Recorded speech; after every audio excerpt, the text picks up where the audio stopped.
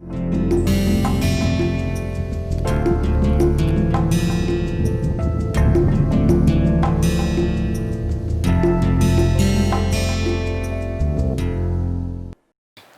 back. In last class we have seen the weight estimation process. Also we have estimated the required weight. In order to lift that weight, how much wing area is required, that also we have figured out. With this also we have found out the how much span is in order to distribute that area, how much wing aerodynamic chord is required in order to maintain the aspect ratio 10, which we have assumed selected. We missed that what is the empty weight. I have didn't give the definition of the empty weight. So in this class, in a very 5 seconds I will cover the definition of the empty weight. So empty weight of the aircraft is nothing but if you have the complete aircraft weight, if you remove the crew weight, payload weight and fuel weight, what are the things you have, that is called the empty weight. In empty weight, the structures weight and power plant weight will come. Okay. So in this class we will see the engine selection. So you in last class you have estimated the weight. For that weight, to lift that weight, how much area is required, that also we have found out. But you can observe that, you can notice that when your craft is flying in a steady state level flight or taking off or climbing, in order to generate the aerodynamic lift, your aircraft movement is required. So how will you move the aircraft? When you have the engine, then only you can move the aircraft against the gravity, like taking off, climbing. Okay. So in this class we will do the engine selection, how we will select our aircraft engine. So let's see. So our first phase of aircraft is takeoff phase, like, so we will stick to that phase. Later we will move on the cruise phase. So based on takeoff phase, how will you select your aircraft engine? Okay. So let us say your aircraft roll distance is defined by SG. This roll distance means your wheel is at the ground only. Okay. This is nothing but 1.2 W by S G rho infinity CL max T by W, thrust to weight ratio, and this is W by S wing loading. Okay. So WA by S we have already found out. CL max with flap deflection we know. Okay. And we have to put the value of SG and we have to find out the value of T by W. So W we know, so we can find out the required thrust. So before going to this, we will find out the minimum velocity at takeoff. From that stall velocity we will find out the lift-off velocity, because there is a relation between the stall velocity, lift-off velocity, stall velocity to cruise velocity. There is some percentage increment, like cruise velocity is 1.3 times of stall velocity, takeoff velocity is 1.1 times of stall velocity. So first we will find out the stall velocity. So as we know, stall velocity of aircraft during takeoff phase is 2 W by S divided by rho CL max. Okay. So if you put all this value, for time being consider CL max with flap deflection is 2. Okay. So you just find out the stall velocity, it will come 31.30 meter per second. Use just the wing loading we have calculated at the stall approach and design cruise speed approach. I am taking as a design cruise approach. So put W by as that value, put CL max, put sea level density, you will get a start velocity. So the rule says that your lift-off velocity will be 1.1 times of the stall velocity.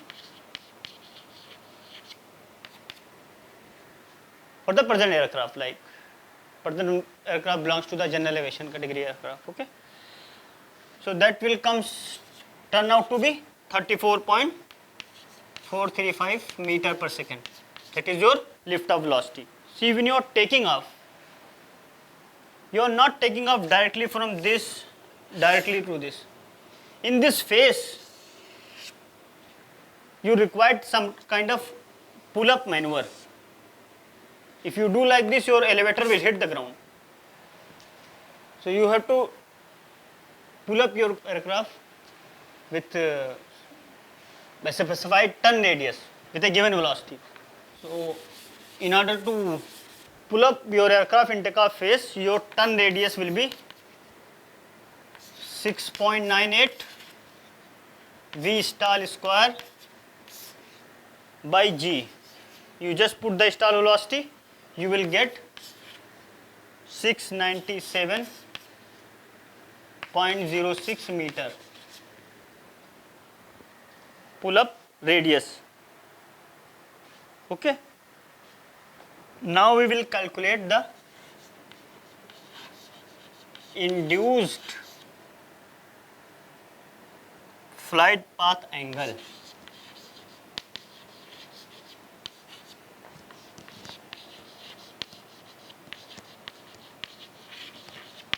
What should be the flight path during the takeoff?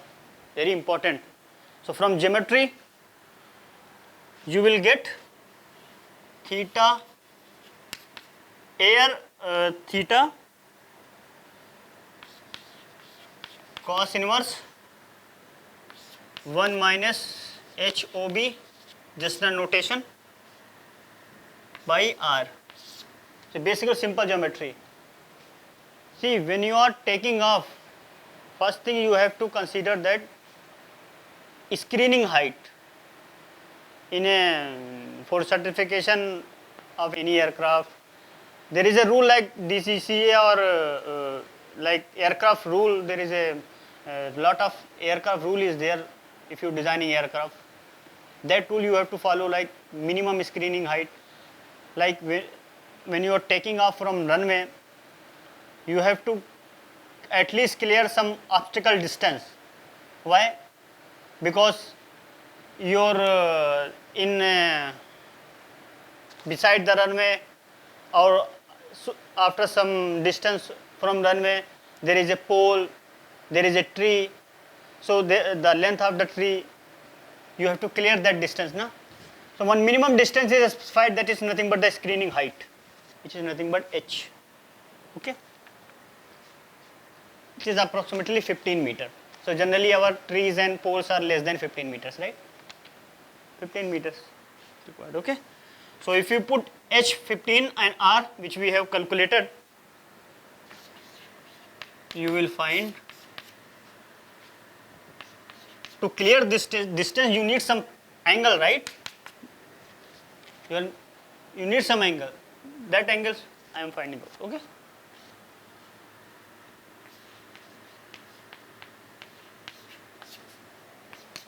So you need 11.9 degree angle. Okay, that angle. And you can notice that, as we already know, your aircraft will not take off like this. Your aircraft will be like this.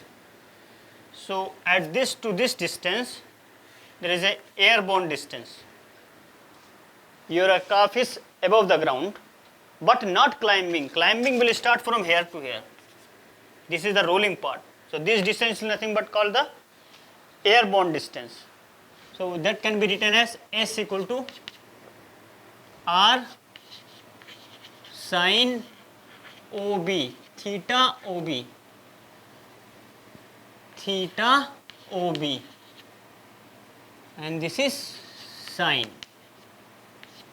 Okay, R sin theta OB. If you put, you will get 143.82 meter. This is airborne distance. Okay. 153 meter. So in the last lecture I have given you the takeoff distance specified. The takeoff distance specified was 550 to 650 meter.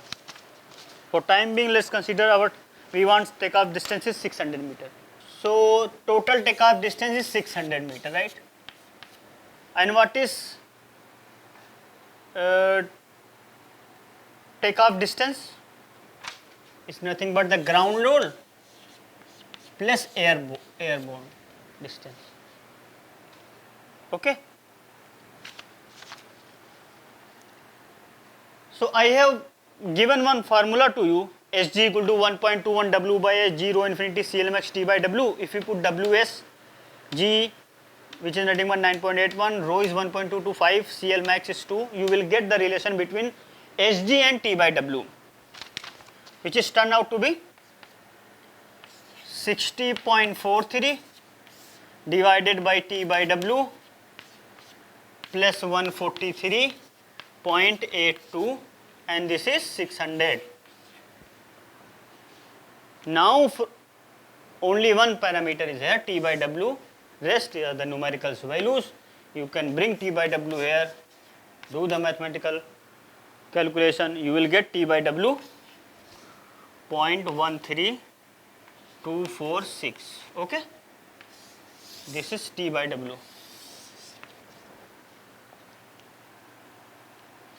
Okay, how will you find the lift off velocity? The question is, see, T by W you know, but at this tells that what is the thrust loading is required in order to take off, but at what velocity? So that velocity you can find out. Lift off velocity we have found out, right?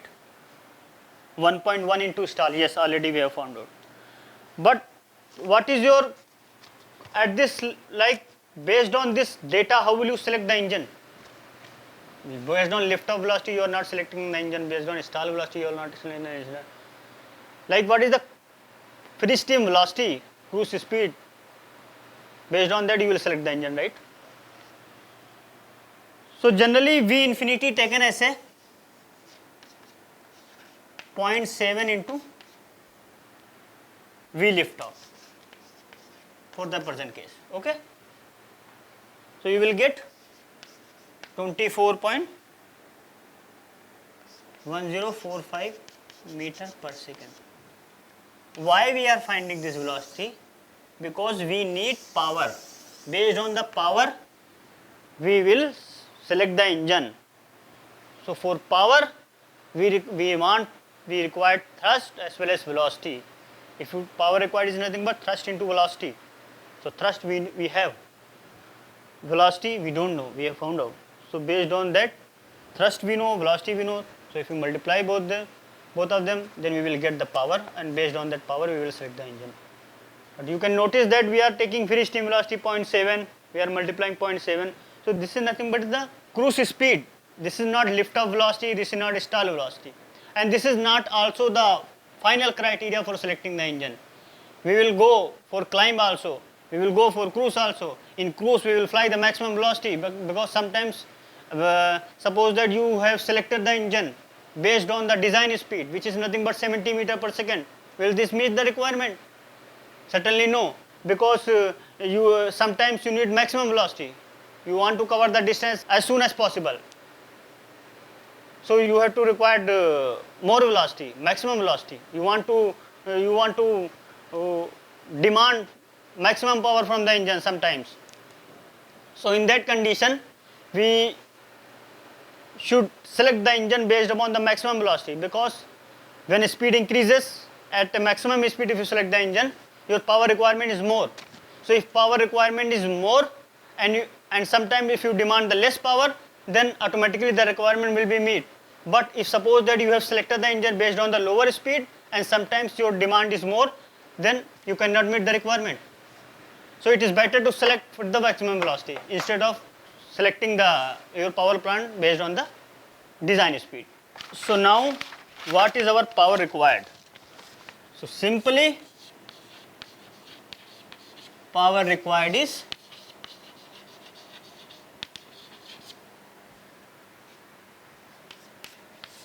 thrust generated into velocity. You can modify this is T by W into W naught into V infinity. T by W you know 0.1324. Takeoff weight you have estimated 222.17.84 kg into speed you have find out 1.24.10. So your this will come into watt divided by 746. You will get in HP. So power required will be 93.06 HP. But remember, this is not the final one. Okay, so this will be the 93.06 HP. But these are the power required. But what the power is coming, that is coming from engine, transferring to the shaft, propeller is rotating, then there will be some amount of loss will be there, right? Like what the power is driven by the engine cannot directly 100% cannot be transferred into the shaft. There will be the loss. So you have to take the efficiency of the propeller, propulsive efficiency, then power available is to you will be this. This is power required. Okay. So actual power available will be power required is 93.06 divided by 0.8. This will be nothing but 116.3969 HP. This will be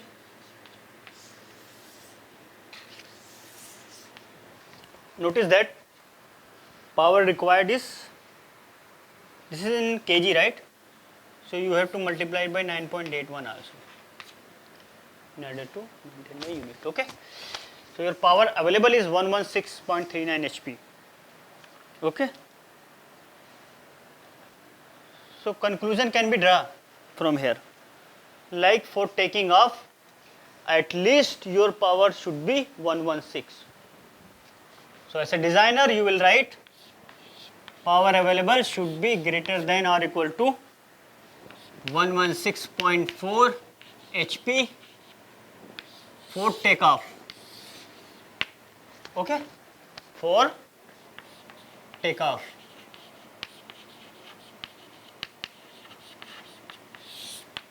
Remember this value, you will surprise when you will calculate the power at climb and cruise condition. So our second phase is obviously climb. Okay, now we will move to the climb. See, I feel that there is some expression like takeoff distance and on. You might not have aware, so that is why I have given you two reference. Please go through that. If you don't understand anything, please directly post on the forum. I am promising that I will give the answer. Okay. So now next is we will go in a climb phase. Okay. Climb phase.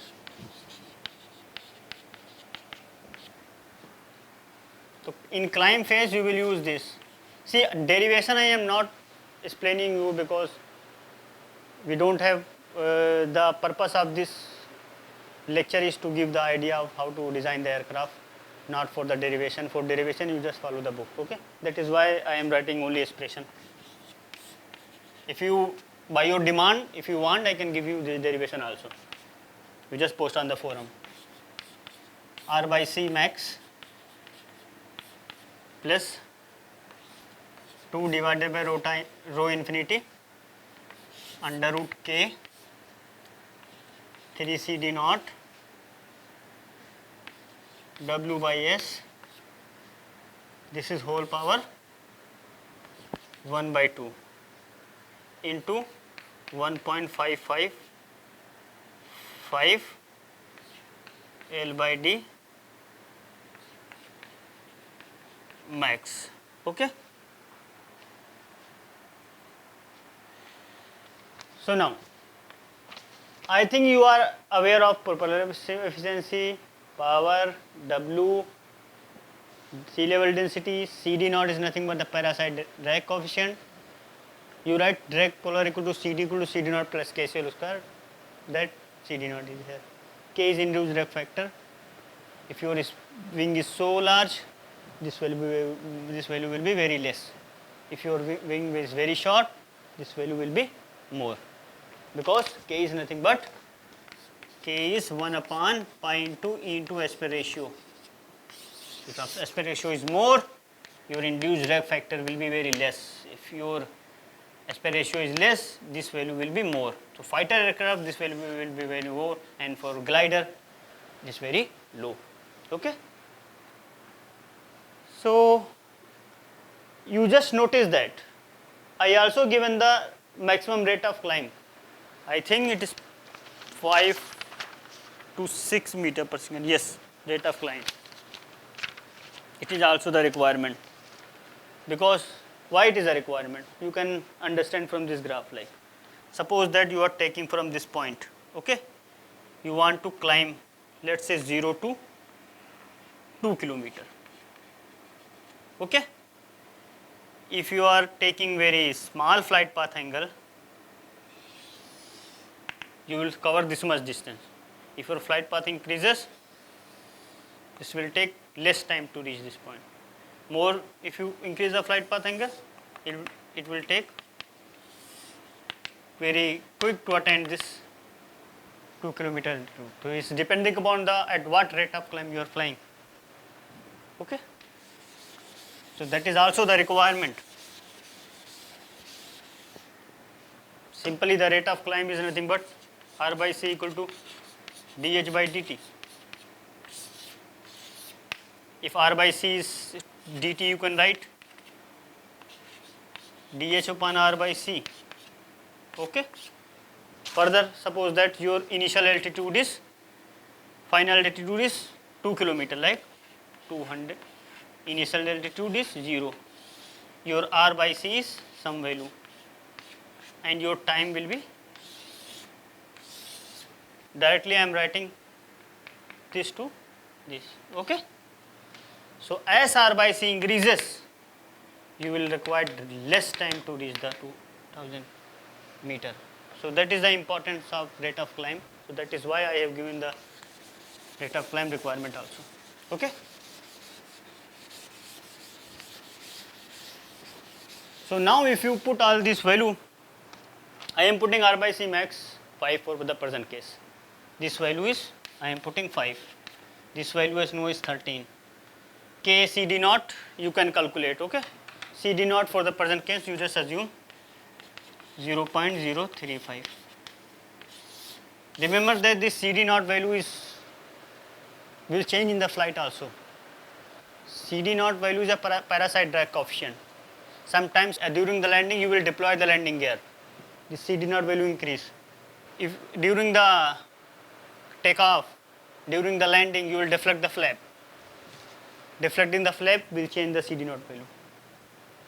Deflecting the control surface, if you want to execute the maneuvers like rolling, yawing, pitching, you will deflect the elevator. You will deflect the control surface. For pitching, you will deflect the elevator. For rolling, you will deflect the aileron, primary. Okay, and for yawing, you will deflect the rudder. So control surface deflection will change the CD naught value. So this value will change in flight, but for the present case, we are estimating the constant, because max to max the change will be the 3%, 4%. Okay. So that is why we are assuming constant. So you just take CD naught equal to 0.035, take R by C max 5, put the propulsion efficiency, already we have told you how much value you have to take. Okay. K value you can find out 1 upon pi into E into aspect ratio you know, E you just take 0.8, 0.825 depending upon the your shape of the wing. If it is elliptic, your E will be 1, but generally elliptic configuration doesn't exist. So you just take it 0.85 or 8, you will get K. CD naught already I have told you, wing loading we have already estimated. You will find out the power required during the climb will be 296.5 HP. Okay, 296.5 HP power is required. Okay, so you can see that this much power is required in order to climb. So as a designer, what you will conclude? You will conclude our power requirement to perform the climb should be greater than 296.5 HP. You can notice this two number 296.5 HP and at the takeoff 116.4 HP. This is more. Why more? Because during the climb you have to climb as well as with the thrust you have to lift the weight also. Like when you in the climb, if you resolve the forces, let's say you are climbing like this, so your thrust direction will be this and your drag direction will be opposite and your lift will be perpendicular to the free stream velocity. Okay, and your weight will act at the downward direction, and this angle is nothing but from this flight path angle you are flying. Okay, so this also become the gamma. Okay, so this component will be W cos gamma, right? And sine component will come here, W sine gamma. Okay, so what is your thrust at a steady state climb? Net force will be balanced, right? So T will be nothing but the D is aerodynamic drag plus one weight component also is coming. So W sine gamma. Okay. So at cruise condition gamma is 0. You are maintaining the height. Okay. So thrust will be the drag. But here thrust is the D plus W sine gamma. So apart from drag you are lifting the weight also. And see this weight D plus W, right? So your thrust requirement will be more. Your thrust requirement will be more. Power is what? Thrust into velocity. Your power will also be more. So that is why our power in climb is coming more than takeoff. So I hope you got this. So next we will go for the as an exercise I am giving you. Third phase is cruise. So you just take thrust equal to drag. Okay, thrust equal to drag, which is nothing but half rho v square. Okay, first we will erase this thing, then we will explain. So our third phase is cruise condition. Which type of cruise? Steady state and level flight. Okay, thrust is nothing but drag. Drag you can write half rho v square S into CD. Half rho v square S CD, further you can write CD naught plus K CL square, right? Okay, CL is what you can write 2W divided by rho v square S from lift equal to weight, right? You just put CL value here. What you will get? Half rho v square S CD naught plus K 2W rho v square S का whole square. Okay, this thing you will get na. In one more step, what you will get? Half rho v square S CD naught plus 4 K W square 4 K W square rho square V power 4 S square, right? In one more step you will get 1 by 2 rho s CD naught V square, okay, and 2, this 2 will cut from 4, 2k W square rho and 1 rho will get cancelled, 1 rho will be remaining, and S is S and S square, S will be there, and 1 by V square. Let me check. Half rho S CD naught V square 2k W square rho S by V square. ठीक, okay. Just notice here. This value is constant for a given flight condition, whereas this value is constant. Okay. So this thing you can write A B V square plus B by V square. This is thrust. Okay. A is nothing but this,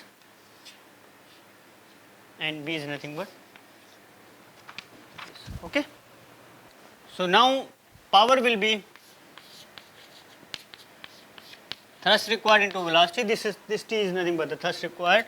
So if you multiply by V, you will get A V cube plus B by V. This is your power requirement. Okay. Okay.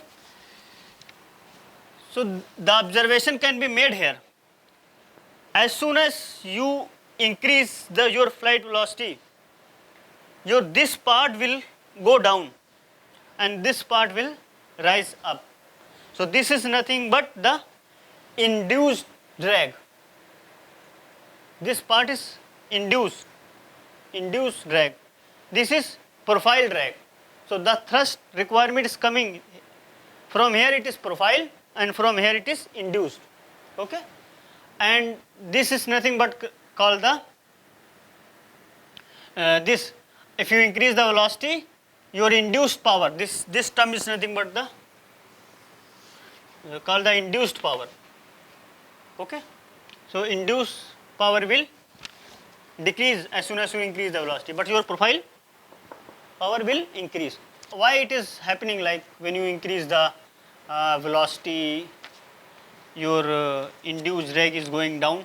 So you can observe that as soon as you increase your velocity, suppose that your aircraft is angle of attack 8 degree.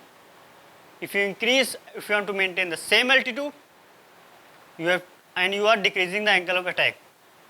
So decreasing the angle of attack by this equation, CL equal to 2W by rho V square S.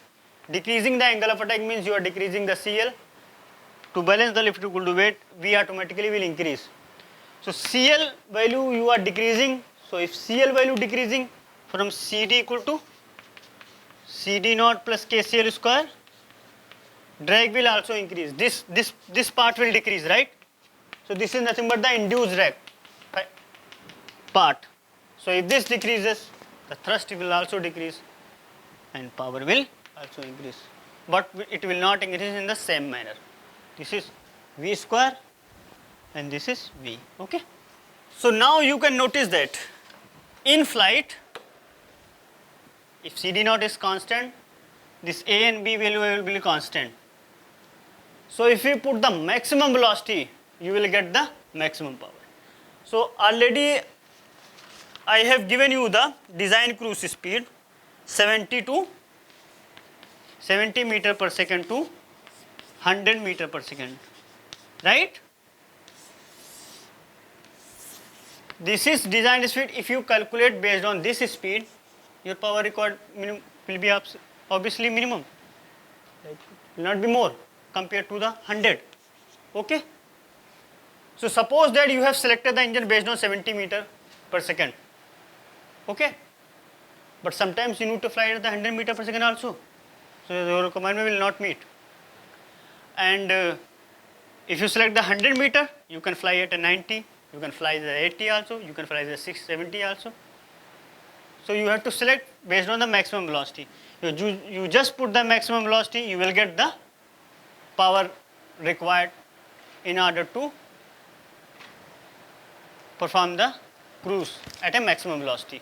So this all about the power requirement, that means engine selection. Also you can notice that we have written CD equal to CD naught plus KCL square, CL equal to 2W divided by rho V square S, and we are cruising profile. This na takeoff, climb, cruise. This is 2 to 3, right? If it is 1 and if it is 0, okay? Your fuel is continuously consuming.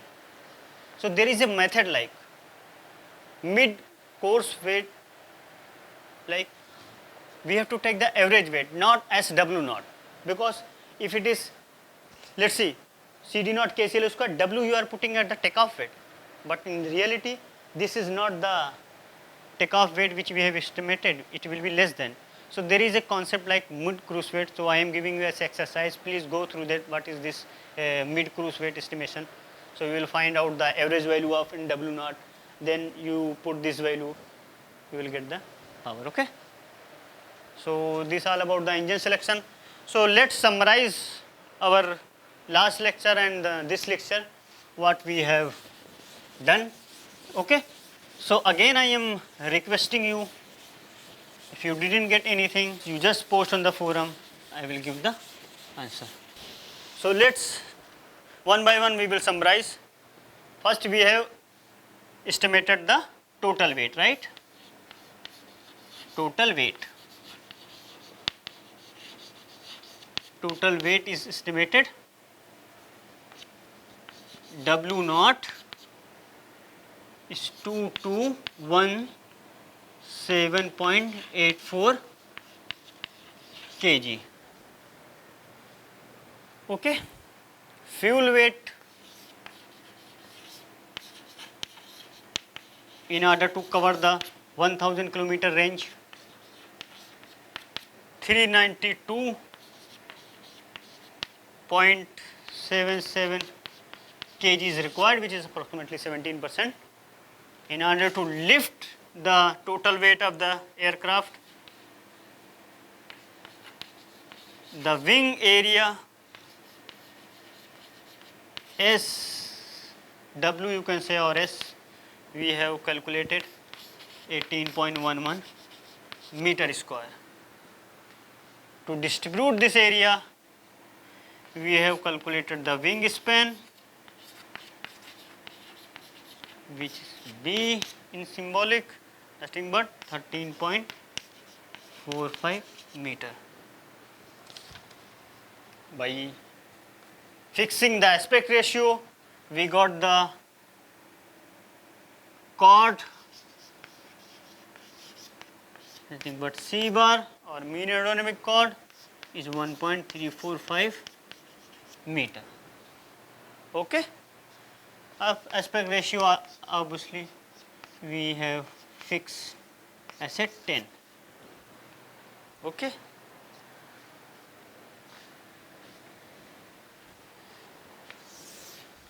If something you are fixing and finally you are getting the what you required, that means what you are fixing, it is a correct value, okay? L by D max you have fixed as a 13, okay? Wing loading we have calculated, wing loading we have found out. I am writing only based on design speed approach. However, we have calculated based on the stall approach also. Power loading,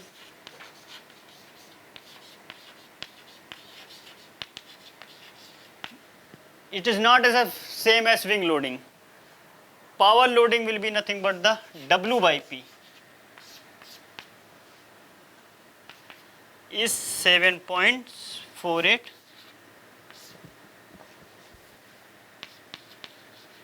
kg by HP. This power loading is depend upon it which condition you are taking at a cruise or climb. So these are will be different. Okay. K value induced drag factor.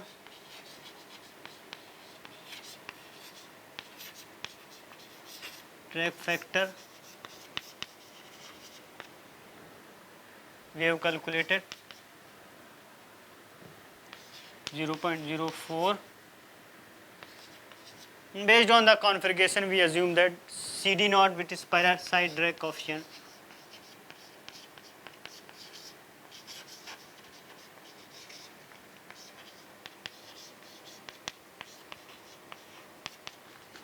zero point 0.035.